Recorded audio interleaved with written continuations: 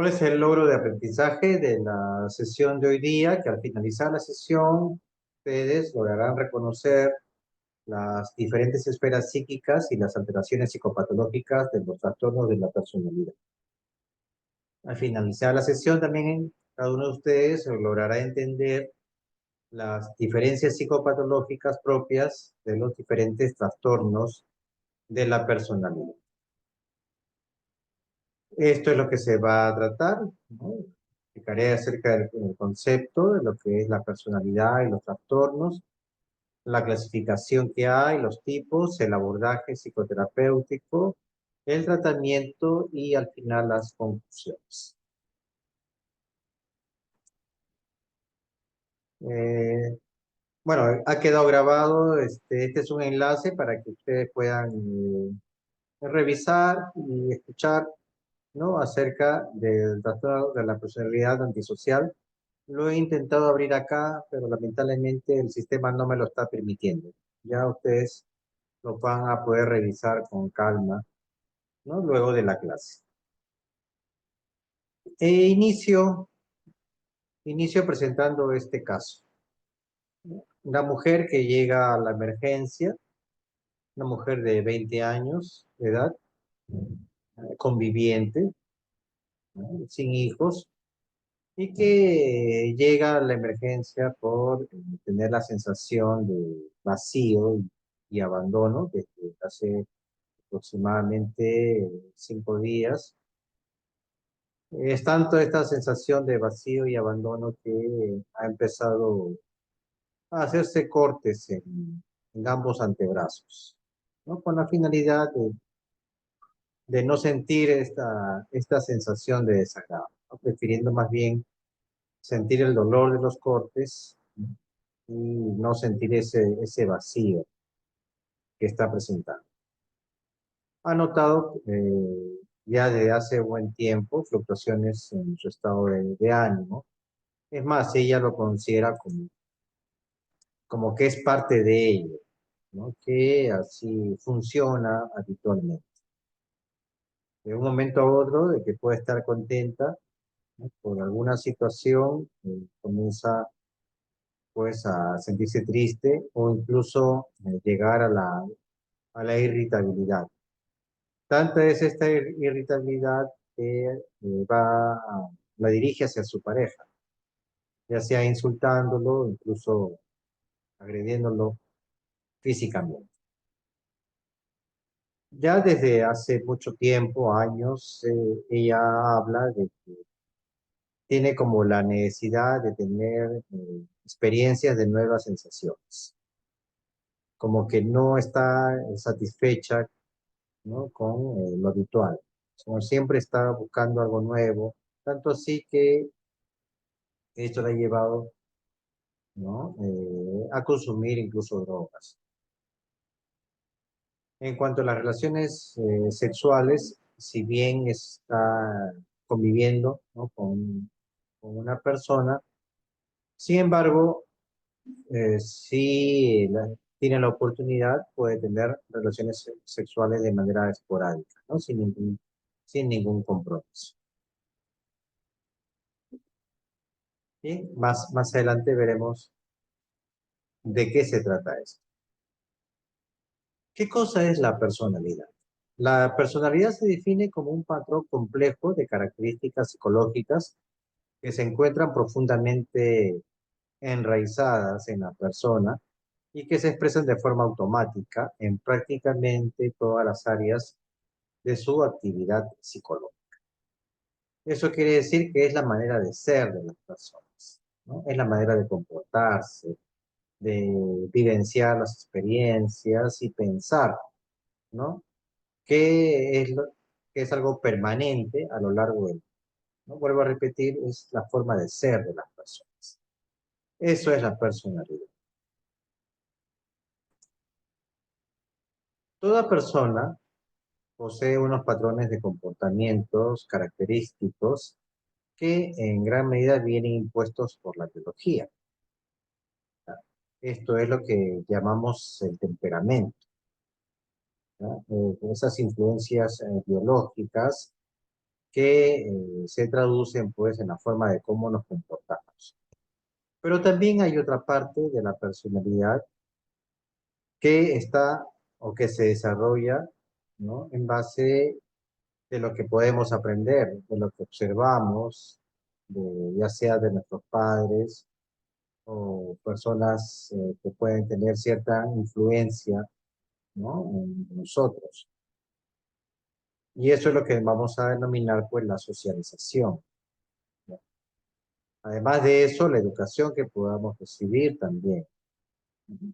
Ya no solamente de nuestros padres, sino también, por ejemplo, del colegio. Vamos observando cómo se comportan nuestros educadores, nuestros profesores, cómo van resolviendo algunas circunstancias también. Entonces, todo eso va influyendo en nuestro carácter, ya que lo vamos a expresar, ¿no? De acuerdo a ciertas situaciones que se nos presenten o también en el día a día.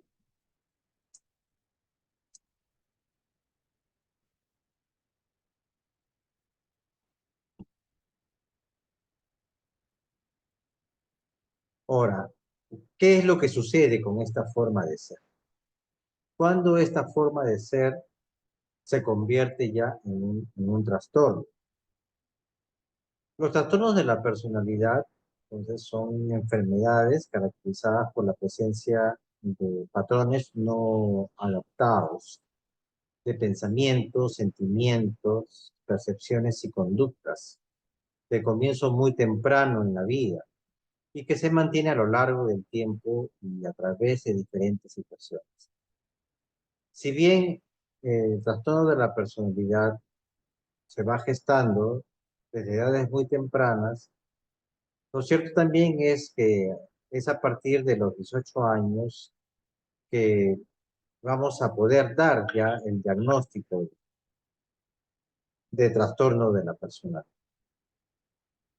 Antes solamente podríamos definirlo como un problema de adaptación o un trastorno en la conducta. La clasificación internacional de enfermedades, ya en su versión 11, admite la posibilidad de que exista un cambio en estos patrones desadaptados a lo largo de la vida del individuo. Es decir, que en algunos casos el paciente como que va madurando y incluso sin recibir algún tipo de apoyo, ya sea farmacológico o psicoterapéutico, el paciente puede ir evolucionando y salir pues de este tipo de malestar. Los trastornos de la personalidad tienen ciertas características a las cuales vamos a llamar básicas. ¿Y cuáles son estas? ¿No? Está profundamente arraigado. Vuelvo a repetir, ya forma a ser parte de su forma de ser de las personas. Es un continuo, ¿ya? No es algo que se presente por episodios, como puede ocurrir en los cuadros psicóticos o en la depresión misma. Es de naturaleza inflexible. Es decir, que la persona ante diversos estímulos no o pierde la capacidad de darse cuenta, ¿no? De que la forma como puede reaccionar va a ir de acuerdo a las circunstancias y a una evaluación o revisión que está haciendo y que no necesariamente tiene que reaccionar de la misma forma ante estímulos similares, sino todo dependerá también de las circunstancias en las que está viviendo. La persona que tiene un trastorno de la personalidad como que pierde esa capacidad y por lo tanto son personas que presentan respuestas muy rígidas y que no evalúan, ¿no? Las circunstancias en las cuales está viviendo. Como que pierden esa flexibilidad, ¿no? A la reacción de acuerdo a la situación que se vive. Estas personas tienen mucha dificultad para adaptarse, ¿no? Adaptarse a los cambios, adaptarse a nuevas situaciones. Como casualmente su naturaleza es inflexible, hay una rigidez, entonces eso también impide a esta persona que pueda adaptarse a los cambios. Con el paso del tiempo puede provocar también deterioro. Si bien el CIE-11 ya nos indica que la persona puede ir evolucionando y llegar a la madurez, sin embargo, también hay otro porcentaje de que el paciente se va a ir deteriorando en cuanto a sus relaciones interpersonales.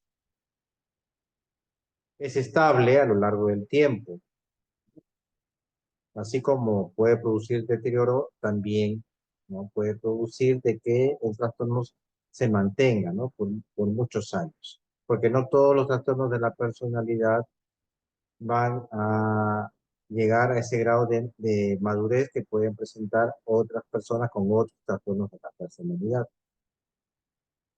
Y también otra característica es que produce un malestar en las personas del entorno, ¿no? De la persona que lo padece. Es decir, familiares cercanos, pareja, ¿no? Los hijos, vecinos, eh, compañeros de trabajo, todos ellos van a presentar un malestar, ¿no? De la situación de cómo esta persona se relaciona con ellos.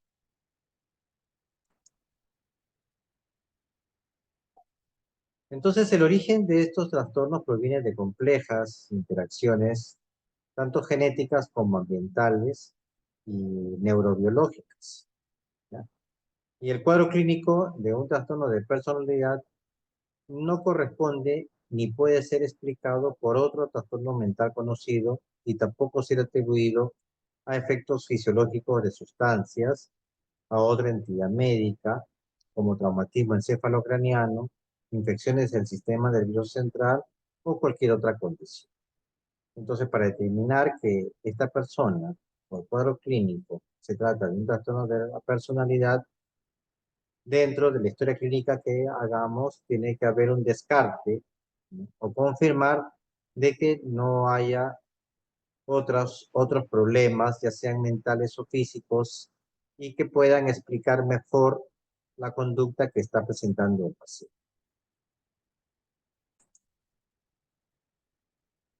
Algunos datos epidemiológicos. En el Perú, por ejemplo, la prevalencia oscila entre el 6 y el 13%, que va pues por ahí con los datos obtenidos en Gran Bretaña y también en Estados Unidos, ¿no? Que va entre el 9,1 al 21,5%, la prevalencia del trastorno de la persona.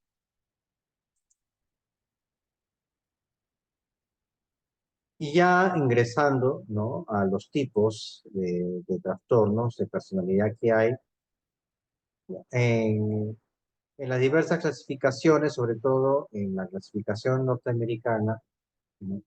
Se logra hacer una división o se hace una división de tres tipos, ¿no? Que se denomina por cuestiones prácticas en tipos A, tipo B y tipo C, ¿no? De los trastornos de la persona. En el tipo A están los llamados extraños o extravagantes. En el tipo B, los inmaduros. Y en el tipo C, los llamados temerosos o ansiosos. ¿Cuáles son los que se encuentran en el tipo A o extraños o extravagantes? Son los que denominamos para, no, persona de personalidad paranoide, el esquizotípico y el esquizo. En el grupo B o los inmaduros está el borderline o límite, también llamado, el antisocial, el narcisista y el histriónico. Y dentro de los temerosos o ansiosos está el evitativo, el obsesivo y el dependiente. ¿Cuáles son estas características de cada grupo? Los de grupo A son los llamados introvertidos. Y esto comparte esta característica con los temerosos, que también son introvertidos.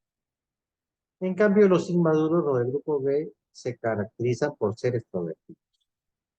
Algo que comparten los tres tipos es que son mal socializados, es decir, que tienen mucha dificultad con las relaciones interpersonales.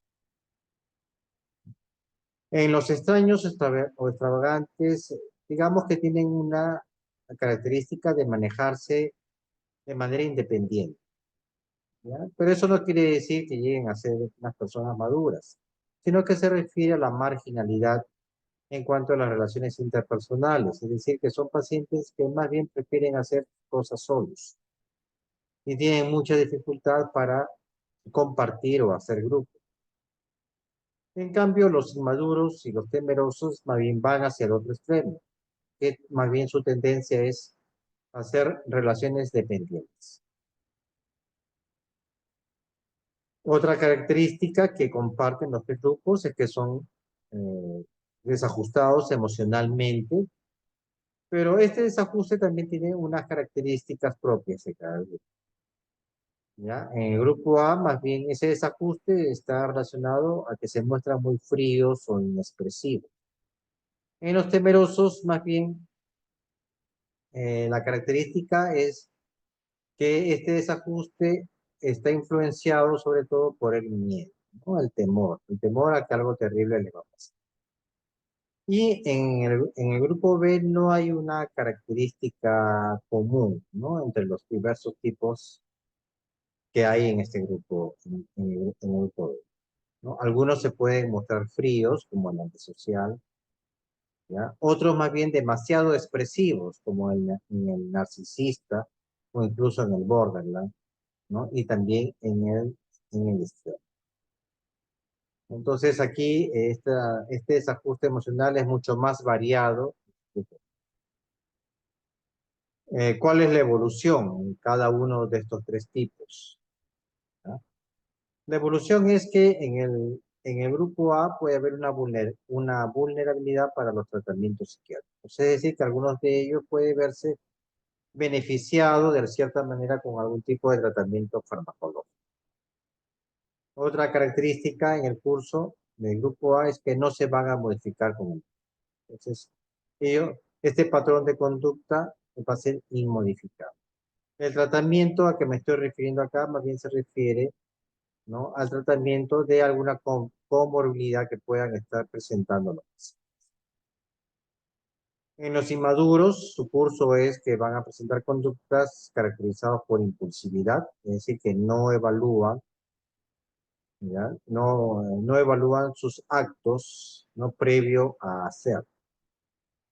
Pero lo que sí se ha visto es que pueden estabilizarse con el tiempo, ¿no? Cosa que no ocurre con los del grupo, con el grupo A, ni siquiera también con los del grupo C, ¿ya? Esta estabilización con el tiempo no se da en los cuatro tipos de trastornos de la personalidad. Más se puede apreciar esta estabilización con los pacientes border. En cambio, por ejemplo, con los antisociales, esta estabilización es muy difícil, ¿ya? Lo que puede ocurrir es que ya la actividad, ¿no? En el antisocial me refiero, su actividad ya no es tan evidente, ¿ya? Como con el pasar de los años. Puede ser más solapada o puede esta persona antisocial puede haberse convertido pues en el líder de algún grupo, si esto ya lo relacionamos eh, con la parte delictiva, ¿no? Entonces puede llegar a ser el líder de ese grupo y lo que hacen es dar órdenes y por lo tanto ya no son los ejecutores, ¿no? De las acciones y es por eso que ya no es tan evidente, ¿no? Esta manifestación psicopática.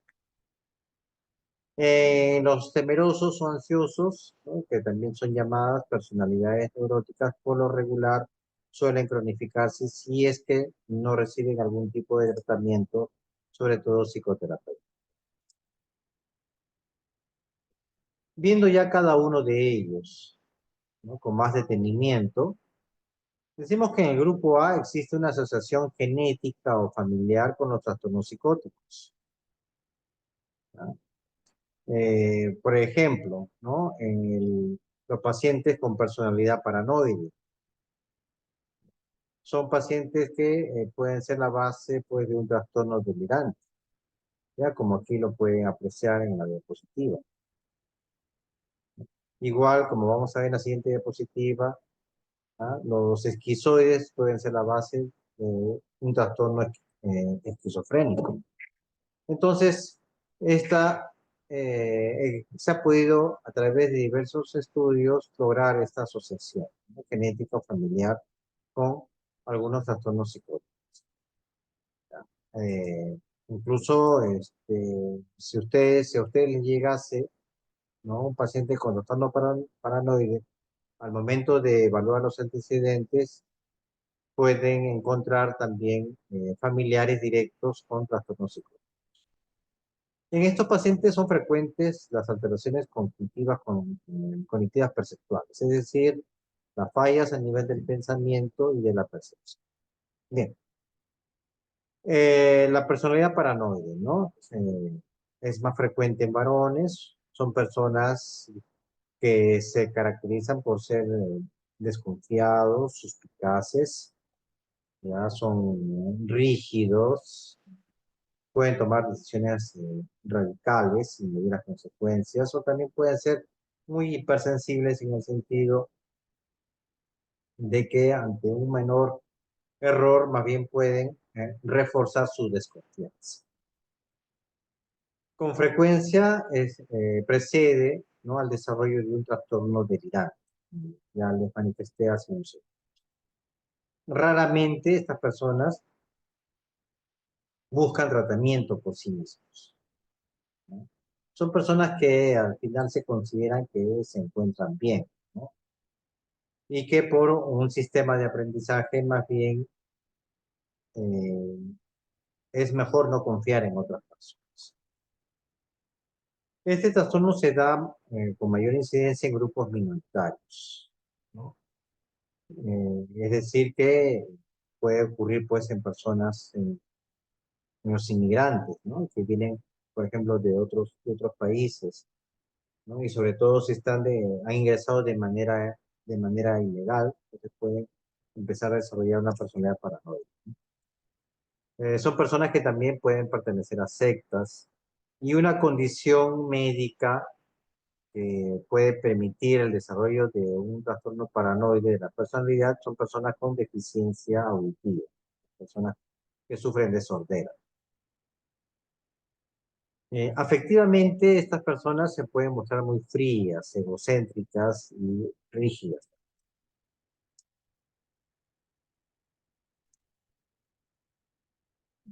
La personalidad esquizoide, también, son personas que socialmente se muestran aislados, introvertidos, no les gusta participar a estas personas, ¿no?, de acontecimientos, ya sean familiares o sociales. Por lo tanto, van a tener mucha dificultad para establecer relaciones íntimas, ¿no? No podrán hacer una relación de pareja. Y si lo hacen, vuelvo a repetir, va a ser con mucha dificultad. Y esto debido a que hay un desinterés por el otro. Esta personalidad esquizoide está relacionado con la esquizofrenia.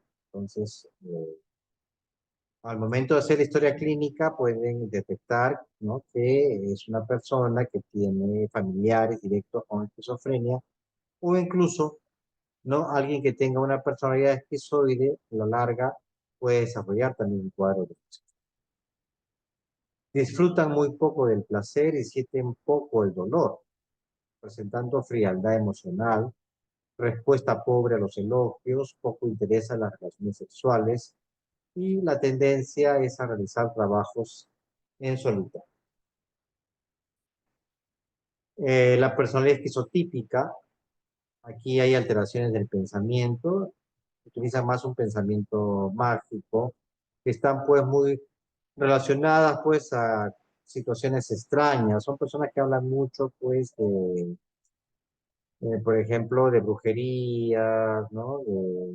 De situaciones de extraterrestres, por ejemplo, conspiraciones que pueda haber. Eh, Estos pacientes también pueden presentar episodios psicóticos breves que pueden llevarlos pues a un internamiento.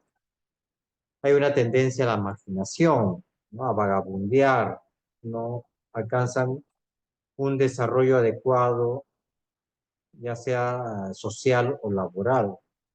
Y muy fácilmente, debido a este pensamiento mágico, también pueden empezar a pertenecer a sectas. Se les considera cuando se les observa como personas extrañas, hasta en su vestimenta, ¿no? Su comportamiento, tiene comportamientos muy peculiares que llaman la atención. Es una, ve- una vestimenta extraña, estrafalaria, ¿no? Colores que no concuerdan. Entonces, esto puede ser un indicador, ¿no? De que estamos frente a un trastorno esquizotípico. Son personas muy supersticiosas, ¿no? Por lo mismo que tienen este pensamiento mágico y por lo regular manifiestan tener poderes de clarividencia. Hay una falta de amigos íntimos, ¿no? Mucha dificultad para hacer intimidad con estas personas, una afectividad inapropiada e importante, pues, ansiedad social.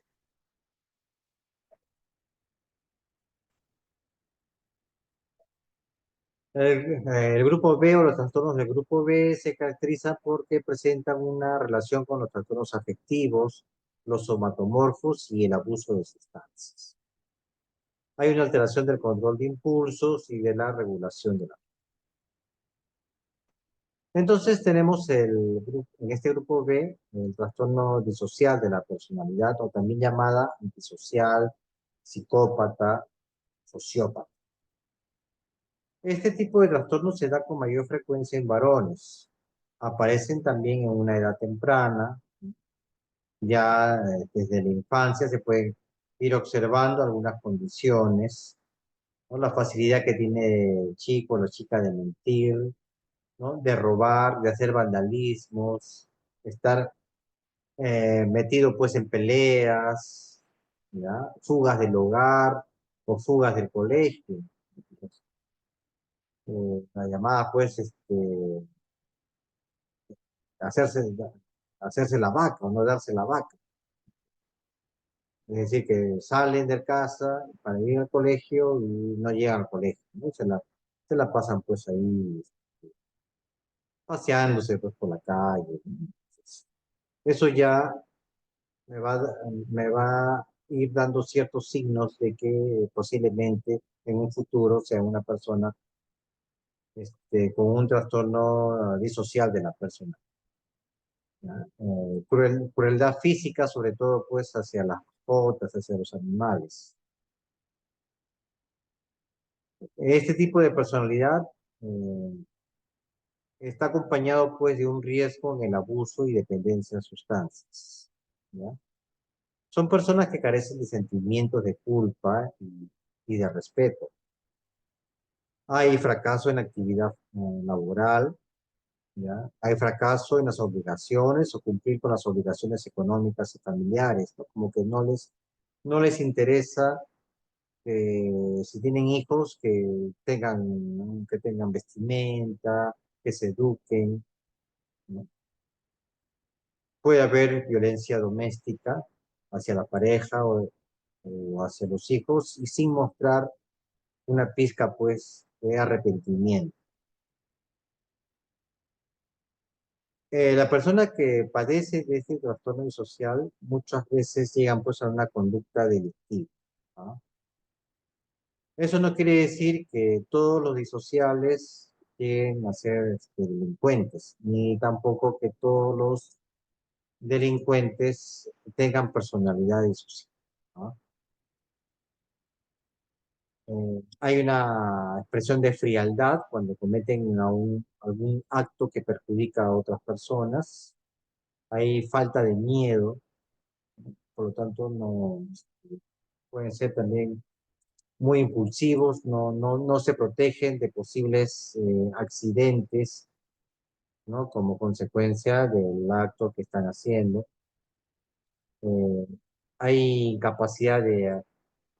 perdón, incapacidad, ¿no? De aprender conductas socialmente aceptadas. Es por eso que estas personas, ¿no? Con trastorno social, la mayoría de veces, por no decir todas, no se benefician con psicoterapia.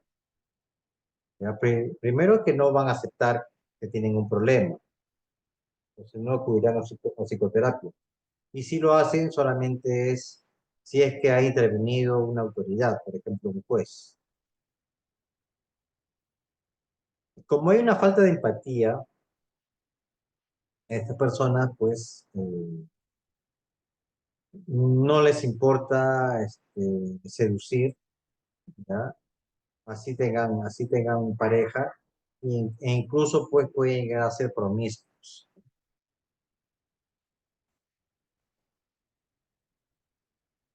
El trastorno borderline de la personalidad o el trastorno emocionalmente inestable, tal como lo define así la clasificación internacional de enfermedades, también llamado, en este caso, el borderline o personalidad límite, se da más frecuente en mujeres.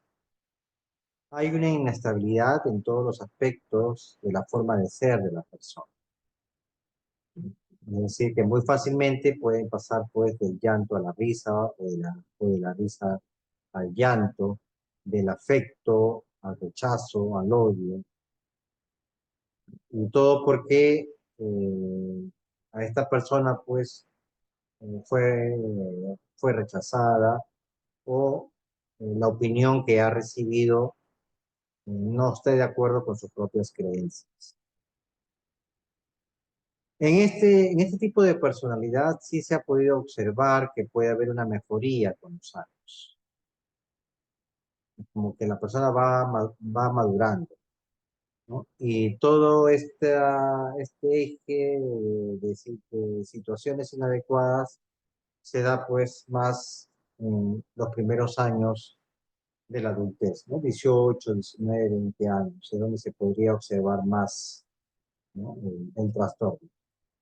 Más bien ya a partir de los 40, 50 años es menos. No quiere decir que el borderline dejó de ser borderline, sino que como que está más contenido, ¿no? Pero a un nivel adecuado. Los pacientes borderline tienen este sentimiento de vacío, muy fácilmente se aburren, ¿no?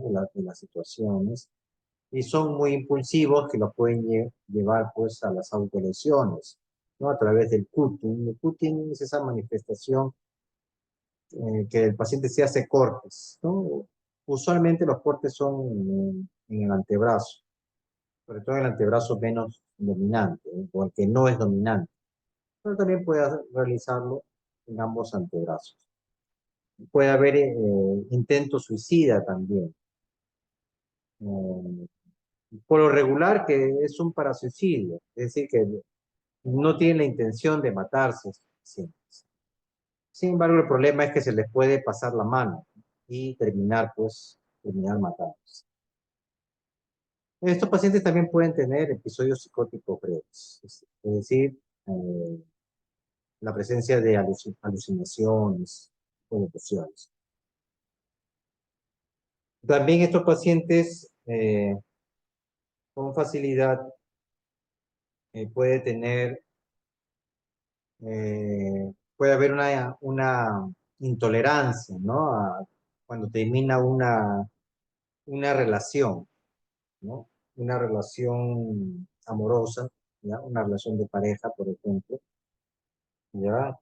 Y y como tienen esa impulsividad, pueden llegar pues a hacerse daño.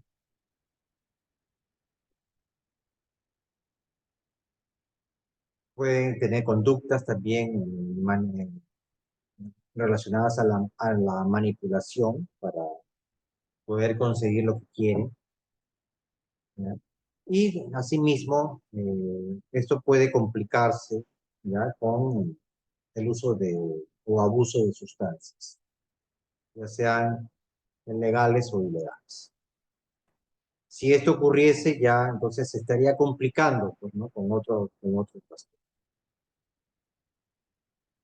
El paciente con personalidad narcisista, ¿no? O un trastorno narcisista de la personalidad, son personas que necesitan la admiración de los demás, ¿no? Usualmente están buscando que les reconozcan sus logros, ¿no? O que hablen bien de ellos o de ellos. Y por lo tanto esperan recibir un trato especial, ¿no? Como que están en una posición superior, ¿no? Al resto. Son personas también que toleran escasamente la crítica por su misma condición narcisista, ¿no? De estar por encima del resto. Entonces, los, a los, las personas a las cuales considera por debajo, como que no tienen la autoridad para hacerles una crítica. Usualmente tienen pensamientos, fantasías, ¿no? De grandeza. Son personas también que carecen de empatía, así como sociópatas. Debido a esta condición que tienen de colocarse por encima del resto, a la larga suelen ser rechazados por las demás personas. Y conforme van pasando los años y al ir perdiendo ciertas características, ¿no? Relacionadas a la belleza, por ejemplo, a ese estatus, ¿no? De belleza, ¿no? Al ir perdiendo la juventud. Entonces, es aquí donde comienza la autoestima a bajar. Bueno, en realidad los narcisistas siempre la autoestima ha estado baja, sino que por su conducta no quieren salir de esa sensación de baja autoestima. Pero como ya van perdiendo, ¿no? Con el paso de los años, ya van perdiendo ciertas características que lo colocaban o lo valoraban en esa situación de superioridad.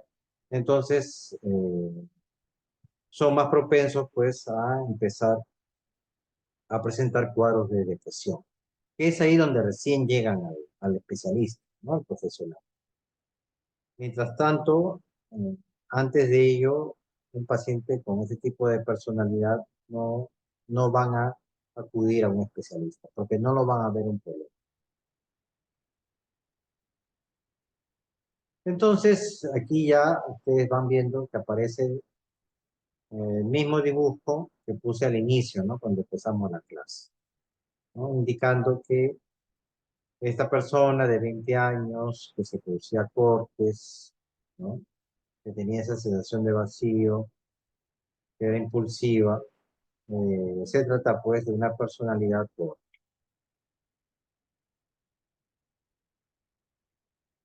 El histriónico, ¿no? Que es otra personalidad que se encuentra dentro del grupo B, ya también se da con mayor frecuencia en las mujeres.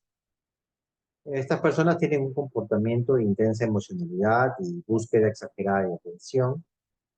Hay una necesidad constante de apoyo sin establecer relaciones profundas.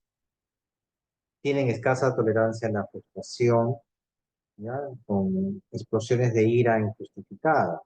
También pueden, al igual eh, que los disociales, pueden mostrarse muy seductores, ¿no? Sobre todo para recibir ese reconocimiento que buscan. Son personas que gesticulan mucho al hablar, ¿no? Y exageran el contacto visual. Son teatrales en sus relaciones con expresión exagerada de sus emociones, ¿no? Que incluso cuando se les observa así, ¿no? Se observa que no son auténticos. Tal vez una tristeza que ellos o ellas, ¿no? Manifiestan que, que están sintiendo, pero al ver que hay una exageración en sus textos, pierde esa autenticidad, ¿no? En la emoción. Son fácilmente sugestionables, ¿ya? Y por lo tanto, pues pueden ser influidos por otras personas también con mucha facilidad.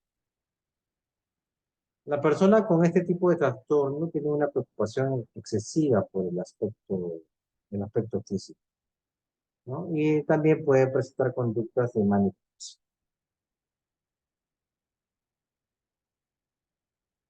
¿no? Ahí tienen ustedes una foto, ¿no? De una persona posiblemente con un trastorno histriónico de la persona. Por último, el grupo C, ¿ya? Que está aquí por los temerosos. Por eso es que está muy asociado también ese tipo de personalidad con los trastornos de ansiedad, ¿ya? Que ya lo van a ver más adelante. Dentro del grupo C tenemos la personalidad evitativa, también llamada fóbica. Son personas que son muy hipersensibles, ¿no? A la humillación y al rechazo. Tienen mucho miedo, temor, ¿no? Por que piensen que es un fracasado o una fracasada, que no tiene un atractivo personal o por considerarse inferior a las demás personas. Es por eso que más bien su tendencia es a no formar grupos, no formar pareja, porque piensan que tienen una condición inferior a los otros. Pero lo interesante aquí es que estas personas sí desean el contacto social, ¿verdad? Al contrario de los del grupo A, ¿no? Que ellos más bien no se integran, no comparten, pero a ellos no les interesa tener contacto social, cosa que sí sucede en este grupo de personas, ¿ya? En especial el evitativo, que sí desea el contacto social, pero debido a esa baja autoestima que presenta, ¿no? Y no consigue, y el estarse considerándose, perdón, inferior al resto, más bien lo evita. Cuando se les observa, ¿no? Se les denomina así, ¿no? Que son personas muy tímidas. La personalidad dependiente es también frecuente o el más frecuente en mujeres, ¿ya? Y es el más frecuente, ¿ya? De todos los trastornos de la persona. Son personas muy pasivas, ya que no asumen responsabilidades ni toman decisiones y más bien están pendientes a que otras personas se las tomen por ellos para justamente no asumir responsabilidades. Son personas sumisas, ¿ya?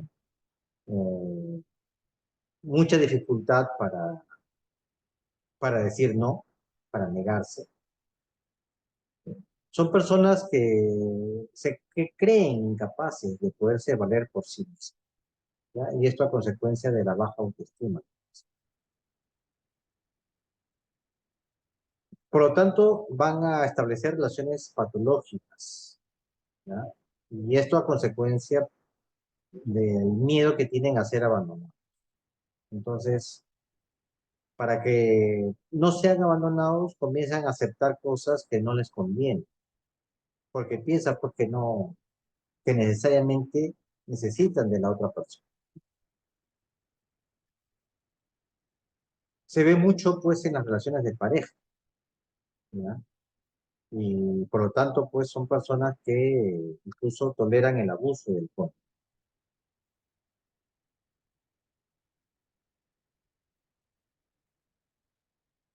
La persona con personalidad obsesiva o también llamada anancastia. Este tipo de personalidad se presenta o es más frecuente en varones. Son personas perfeccionistas, meticulosas, son amantes del orden y de la puntualidad y por lo tanto también son rígidos. No tienen muy poca tolerancia a la frustración o a los cambios. Hay una dificultad para expresar emociones y para decidir. Las habilidades sociales están limitadas. Su tono de voz es monótono y pesado y son muy detallistas para, para dar, para dar respuestas. No hay que confundir la personalidad obsesiva con el trastorno obsesivo compulsivo. Son diferentes. Si bien la personalidad obsesiva o anancástica puede ser la base, ¿no? De un trastorno obsesivo compulsivo, lo cierto que no es lo mismo, ¿ya? Así que no hay que confundir. En el trastorno obsesivo compulsivo ya hay una alteración, ¿no? A nivel del pensamiento, ¿no? Ante la presencia, pues, de ideas obsesivas. Aquí no es que haya una idea obsesiva, sino que la persona más bien, su tendencia es a eso, ¿no? A conservar un orden. Un ejemplo muy bien caracterizado, ¿no? Es en esta serie, ¿no? Ustedes la habrán visto, la Big Bang Theory. El personaje el actor que hace el personaje de Sheldon, ¿no? Bueno, el personaje de Sheldon es característico de una personalidad obsesiva o animalista. Luego ya hay otras formas de alteraciones de la personalidad, ¿no? Que no están dentro de estos tres tipos, o también llamados clúster, ¿ya? Que son las personalidades masoquistas, pasivo-agresivas, hipertímicas, depresivas, ¿no? Y otras que tienen cada una sus propias características, ¿no? La masoquista, pues, que busca infligir el dolor, ¿no? En otras personas para poder sentir el placer. Las pasivo-agresivas son aquellas que también hay una inestabilidad emocional, ¿ya? Que se ve más reflejada en la conducta. Es decir, esa persona que eh, puede mostrarse muy tranquila, muy calmada, pero en realidad no es así, sino que van acumulando o van guardando situaciones que ante una situación detonante, pues la va a expresar, pero las expresa de manera inadecuada, de una manera agresiva. Las hipertímicas se refieren a esas personas muy bonachonas, que todo lo ven gracioso, que no estoy hablando de un episodio maníaco, ¿ah? O hipomaníaco, pero sí como parte de su personalidad, ¿no? Son personas que tienden pues a ser muy bonachonas. Y todo lo contrario a ellas son esas personas, no que más bien ven cosas negativas constantemente. ¿Ya? Y por eso se les denomina depresivas, pero no es que tengan depresión.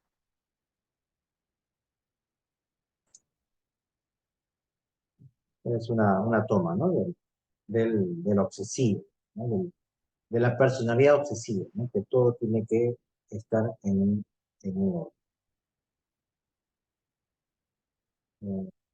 Otra manera de diferenciar con el trastorno obsesivo compulsivo es que en la idea obsesiva, ¿ya? La persona se da cuenta que es un pensamiento irracional, pero que no puede evitarlo y sufre de ello, ¿no? Que no puede evitar este pensamiento. Hablo del trastorno obsesivo compulsivo. Acá no. En la persona con personalidad obsesiva no sufre por lo que está ocurriendo.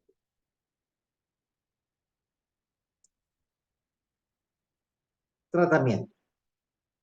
Tener en cuenta que el abordaje terapéutico en estos casos de trastorno de personalidad es la psicoterapia, pero por supuesto siempre y cuando esta persona tenga presente que tiene una dificultad, ¿ya? Y que quiera hacer algún cambio. Si no hay estos dos requisitos, pues no es posible que esta persona se vea beneficiada. En el caso de los pacientes con trastorno límite o borderline, aparte de la psicoterapia, también es importante, o se van a ver beneficiados con el tratamiento farmacológico, ¿no? Sobre todo dirigido, pues, eh, a aquellas manifestaciones impulsivas que pueda tener y a la inestabilidad emocional también. Ante el desarrollo de enfermedades psiquiátricas, digamos, es decir, las comorbilidades, como venía diciendo, en el caso del disocial, ¿no? Que puede empezar a presentar problemas de adicción a sustancias, ya el tratamiento estará dirigido pues a esto.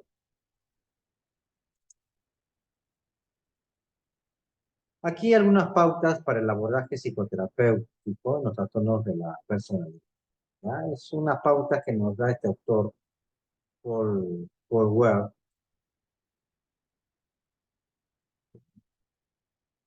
Ahí parece que algunos de ustedes han utilizado una pizarra y ha hecho unas marquitas, ¿no? Tengan cuidado con eso. No son parte de la presentación.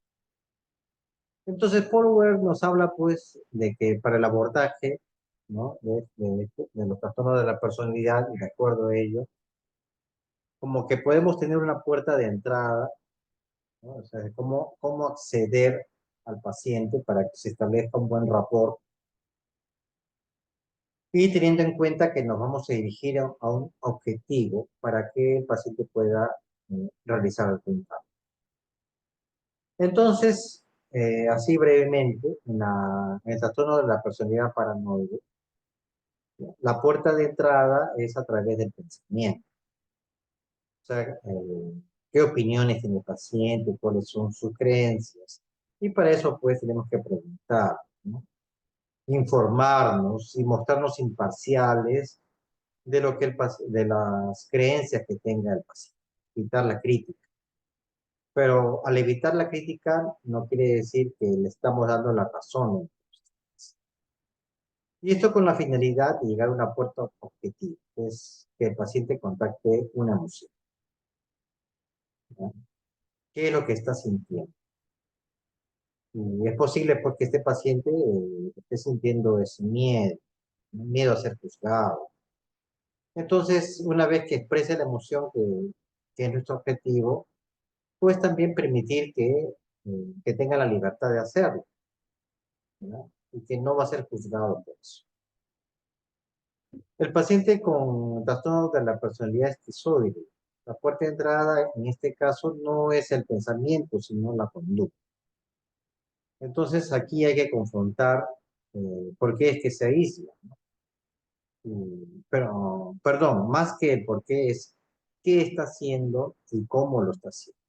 O sea, confrontar ese comportamiento. ¿Para qué y cómo lo hace? Y el objetivo ya es que el paciente contacte lo que es el pensar, que comience a reflexionar si aquella conducta que está realizando le sirve a él o a él.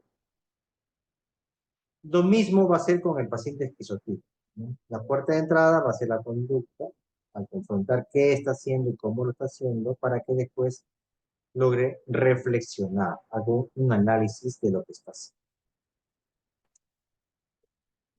En el grupo B, en el antisocial, ¿ya? La puerta de entrada también va a ser la conducta, ¿no? ¿Qué está haciendo? ¿Para qué lo está haciendo? ¿Cómo lo está haciendo? Entonces ahí podrá evidenciarse, ¿no? La conducta manipulatoria que está realizando. ¿Para qué? Para llegar a lo que es nuestra emoción. Fíjense que la puerta objetivo, ni siquiera la puerta de entrada, el paciente antisocial es el pensamiento, ¿no? Cada vez que nosotros queramos confrontar lo que piensa, vamos a encontrar un bloqueo. Entonces, este paciente siempre va a tener una manera de justificar lo que está haciendo. Por lo tanto, no es útil, ¿no? Abordar al paciente antisocial con el pensamiento, sino, vuelvo a repetir, con la conducta, ¿no? Lo que hace, ¿ya? Para que así ya facilitarle a que contacte la emoción, qué es lo que está haciendo cada vez que realiza este tipo de conducta y de esta manera pueda empezar a identificar, ¿no? Las consecuencias que se están presentando. En la paciente límite o border, aquí la puerta de entrada es la emoción. Entonces hay que permitir que se desahogue. Muchas veces en el paciente límite, el evaluador lo que hace es más bien decirle, cálmate, ¿no? ¿Cómo es posible que sientas eso? ¿No? ¿Para qué estás llorando? No, más bien permitirle que se explaye, ¿no? Que se explaye, mostrar ese reflejo empático. Para que una vez que esta persona, ¿no? Se haya desahogado, perciba que ha sido entendida, entonces ya ahí más bien, ahí recién le invitamos a que comience a reflexionar, ¿no? ¿Qué es lo que está ocurriendo y cómo está haciendo la cosa? El histriónico también es similar al límite, ¿no? Eh, permitir que se desahogue, ¿no? Que se desahogue la emoción para después haga una reflexión de lo que está sucediendo. Y más bien el narcisista es al contrario, ¿no? El inverso. La puerta de entrada es a través del pensamiento, preguntando, ¿no? ¿Qué es lo que está consiguiendo? ¿No? podemos reconocer sus logros, ¿ya? Interesándonos también en cuál es su opinión de este paciente, para que de esta manera, una vez que hemos conseguido el rapport, invitarlo a que contacte la emoción, ¿ya? ¿Qué cosa hay detrás de todo este pensamiento? Y puede haber, pues, una persona pues, que está sufriendo, ¿no?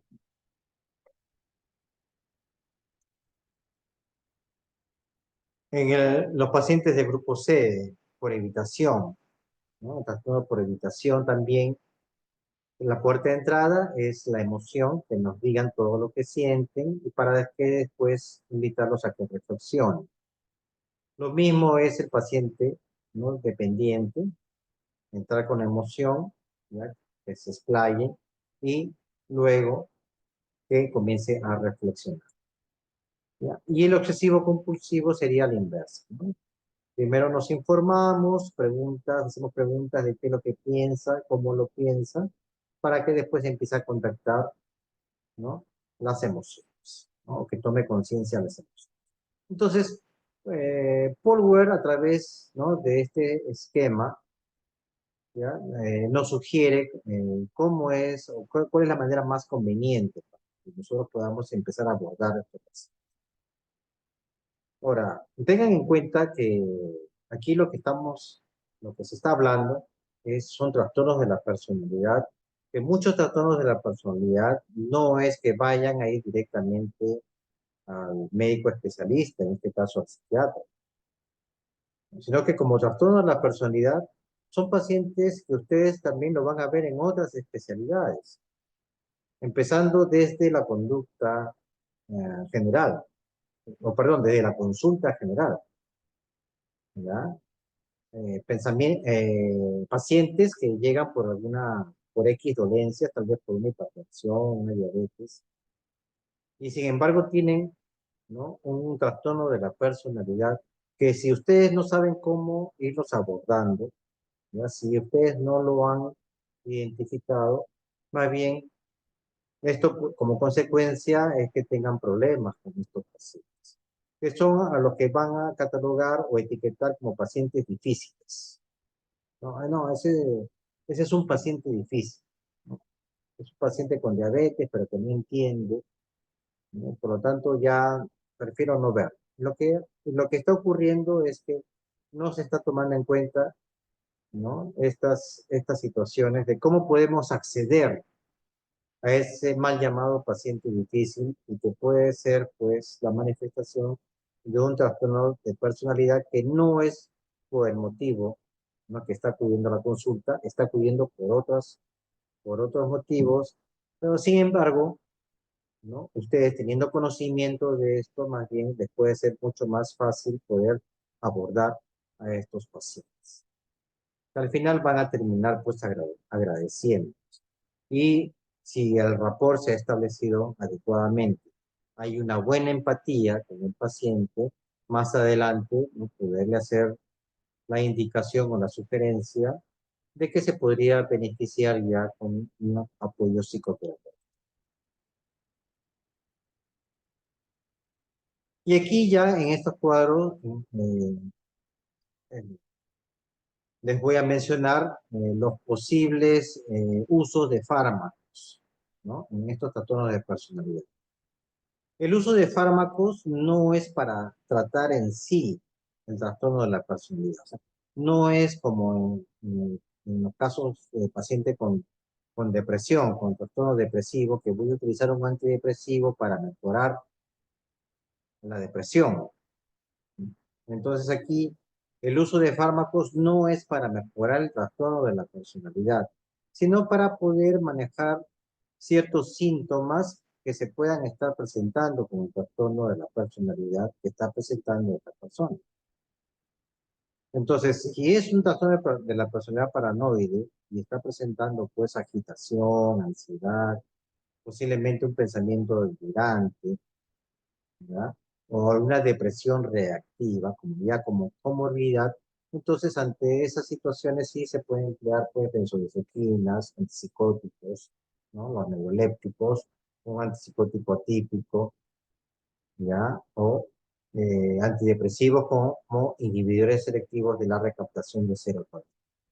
Bueno, les vuelvo a repetir, eso ya dependerá de una manifestación como comorbilidad que pueda estar presentando, ¿no?, este paciente.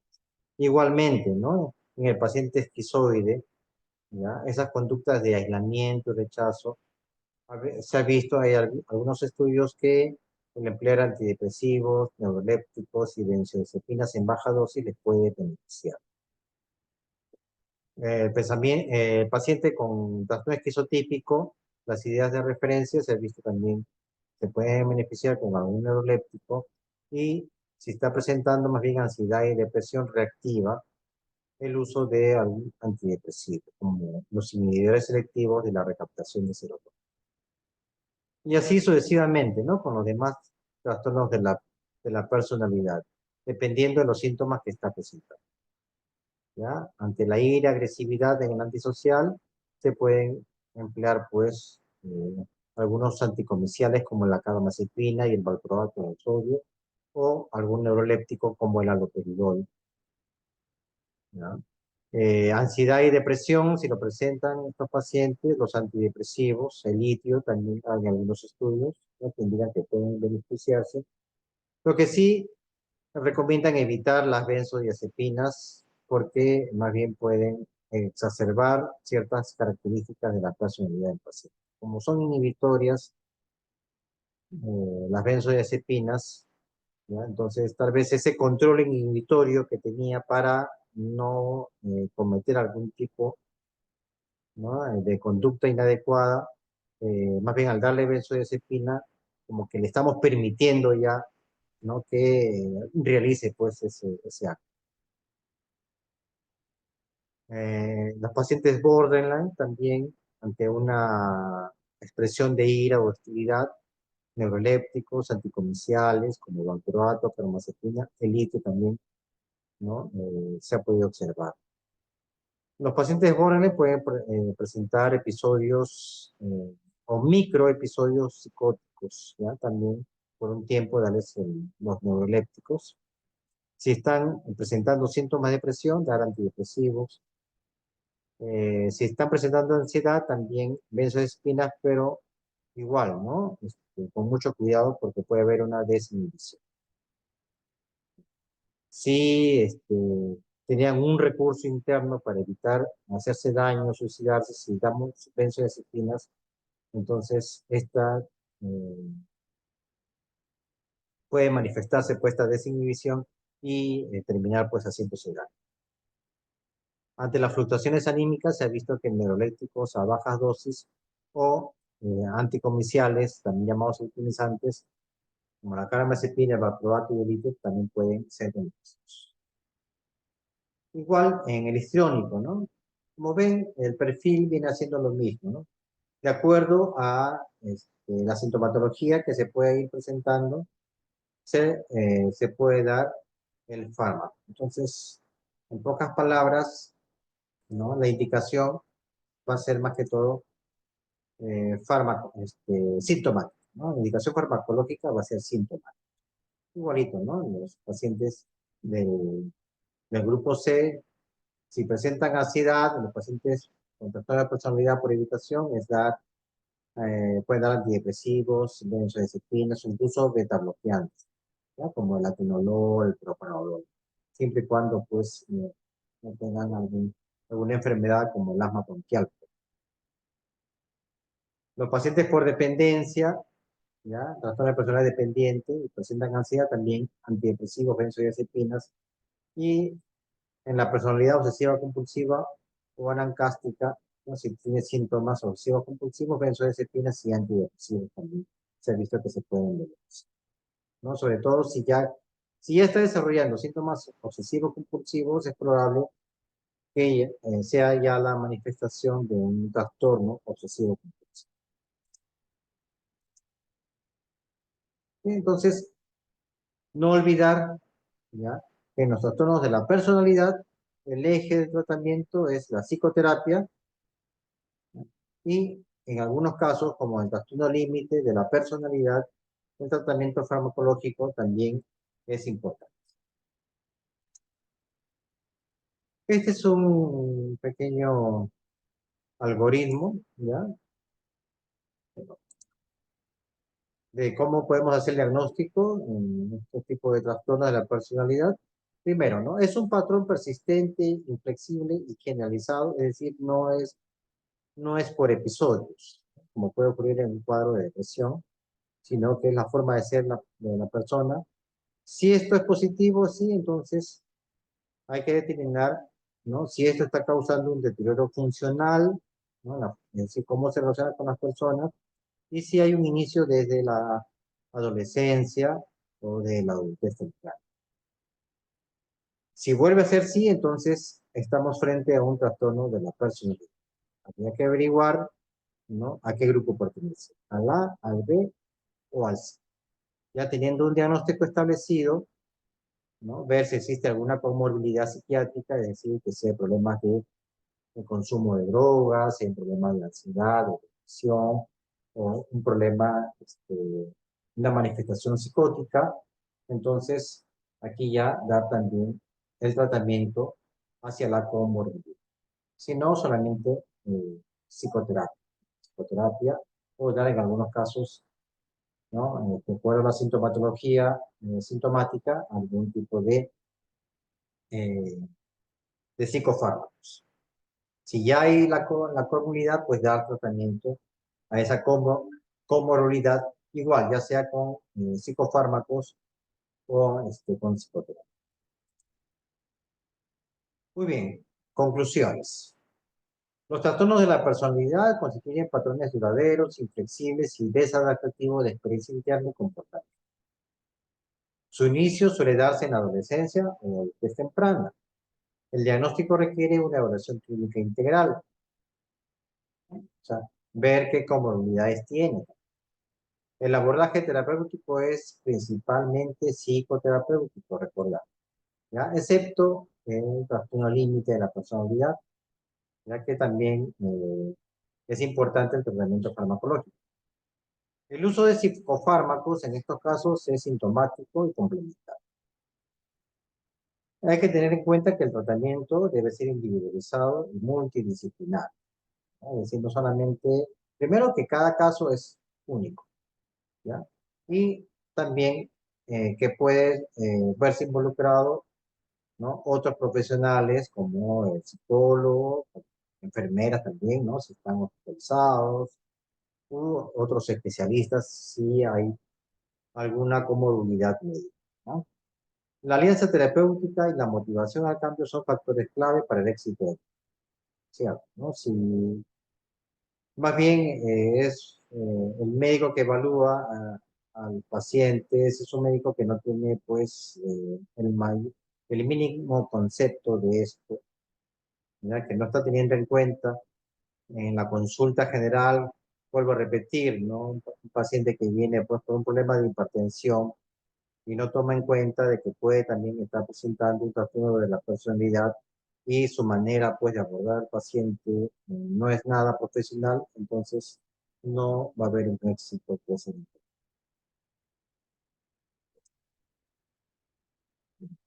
¿sí? ¿Alguna pregunta?